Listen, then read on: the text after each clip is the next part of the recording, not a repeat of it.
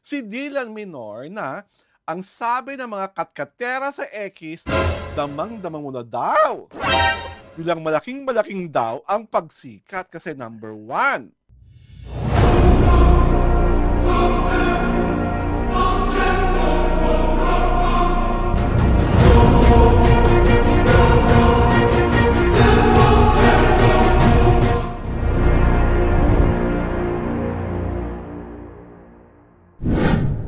Hey everyone! Talaga pong dalagang-dalaga na at binatang-binata na ang The TT Show. Ito po si Alawad Ignacio, the Diva that you love.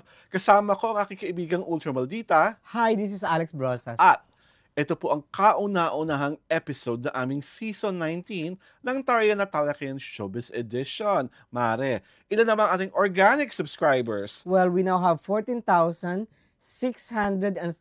plus subscribers. Wow! Palakpakan natin ang ating mga subscribers, ang mga regular na mga sumusulat sa atin, at syempre pa, ang aming mga favorite buzzers na sa ilan sa kanila ay aming papatulan maya-maya. At eto na, sa ating easy round for our, syempre, dahil 19 years old, kailangan medyo bata-bata ang pag-uusapan namin. Relatively young na naman, si Dylan Minor na ang sabi ng mga katkatera sa X, damang-damang mo na daw. Bilang malaking-malaking daw ang pagsikat kasi number 1. Kasama siya sa Manila's Finest. At sa poster ng nasabing pelikula, si Lani Piola Pascual ang nakabalandrang mga imahe. At pangalawa, sa Wattpad suspense thriller na Project Loki, siya ang bida. At mabuhay ang bangkay! Si Sia Lim ang director. Diba, ayon na Seiko Films, huwag nang buhay lang bang kayong career, binuhay pa. So, Mare, doon muna tayo kay Dylan Minor. Do you think swerte siya kasi sunod-sunod ang kanyang mga proyekto? I don't think so. Okay, because? Until now, lackluster pa rin siya. Walang no amount Wala pa of siya pushing. napapatunayan. Oo. Kasi parang, di ba, who the hell is is Dylan Minor? Parang, he doesn't still ring a bell. For me, Oo. Pero para sa mga taga-Kapatid Network, number 1 superstar nila yun si Dylan Minor. Because they are pushing him. Oo, kasi siya ang kanilang number 1 contract artist. Which I understand. Ang sa akin lang, if in any way makatapunan siya ng pixie dust ni Papa P at kumita ng bonggang-bongga Simfest ang Manila's Finest, palakpakan na tayo kay Dylan Minor. Actually, it's a challenge for him kasi, di ba, push dito.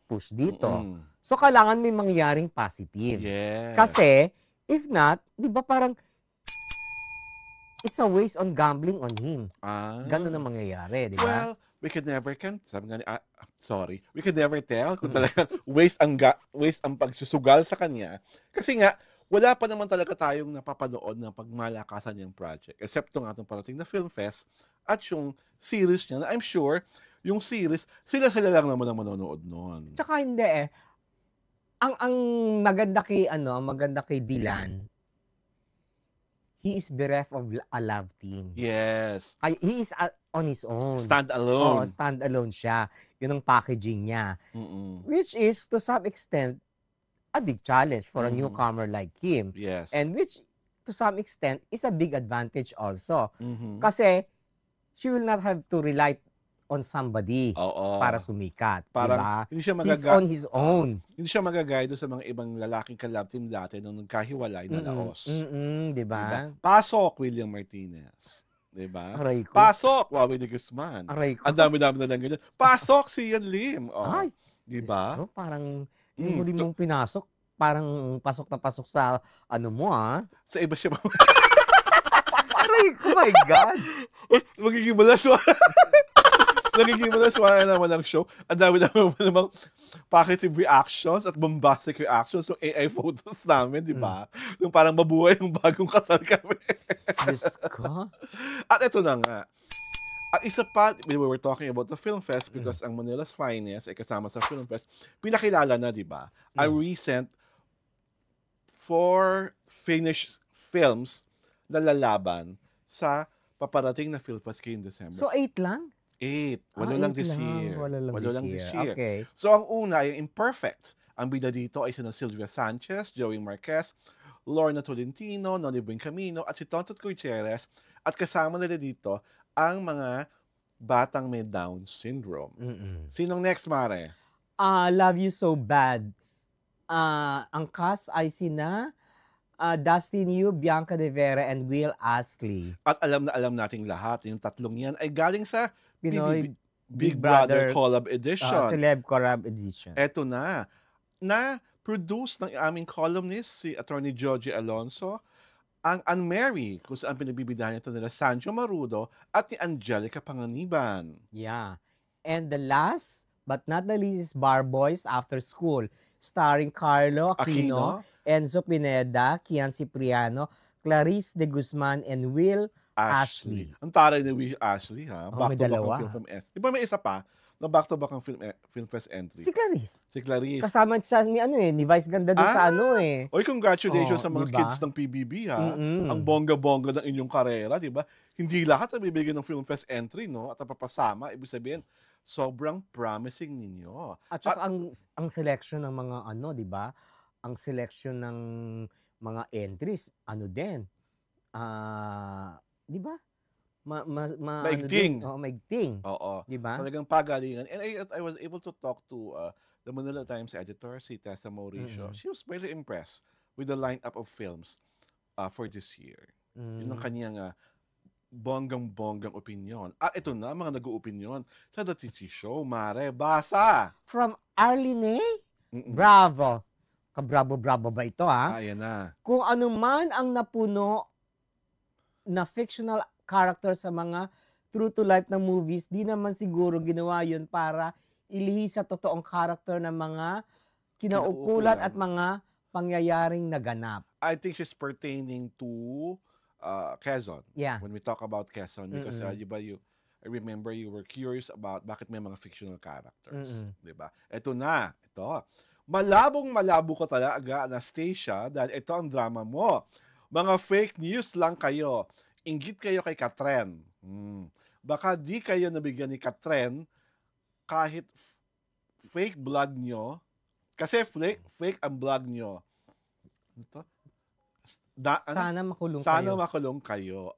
I think she's pertaining to the fact that we talked about Catherine and Mayor Mark Alcala together in exclusive. Ito lang naman masasabi ko sa'yo. Pakitama mo muna yung Catherine. Hindi siya Katren. Hindi siya sasakyan. Tao siya. Catherine. At pangalawa, kung fake news kami, bakit ka pa nanonood, girl? Pwede ka namang hindi manood. Pinag-aaksaya mo kami ng panahon. Ikaw rin. O ayan, pinansin ka namin. Babaeng malabo ang apelido dahil malabo rin ang thought process mo. Yun lang. Go, Mare. Next. Sino naman yan? Ay, Aldevera. Okay. Diba? Ang lakas ng kaluluwa nyo magbalita ng kasinungalingan na gumawa ng storya.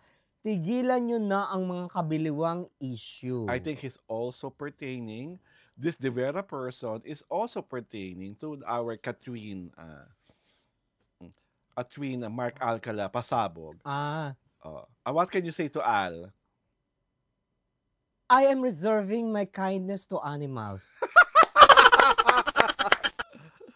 Ako rin, ang laging masasabi ko lang sa iyo, Al, pag nagdilang anghel kami ni Kumaring Ulso Baldita at isang araw umamin, sila nga talaga ni Mark, ang tanging hilingin ko lang sa iyo ay lumuhod sa asin at hagupitin mo ang sarili mo ng buntot page. Yun lang. Hindi ako galit, ha? I was delivering it like Jacqueline Jose. Ay. Masamare. From Jewelyn Fahut? Fahut. My God, what a surname. Mas gusto namin si Alden kesa sa mayor na ito. Kasi ginagamit lang sikat dahil sikat. Nakailan na bang babae ang mayor na ito? Meron ba siyang sineryoso dito? Di ba? Wala, cut din kami. Basta ako sure ako si mayor ng bababae. Ay! Taray. Di ba? Gusto mo sundan ko? Follow up. Alden will never have a girlfriend. Ah, Bye. di ba? Sure, di ba? At pangalawa, hindi lang naman si Mayor Alcala ang nanggagamit kay Alden. Hindi ba? Magpakatotoo na, buksan ang mga mata, naggamitan sila ni Catherine. Inuto kayong lahat.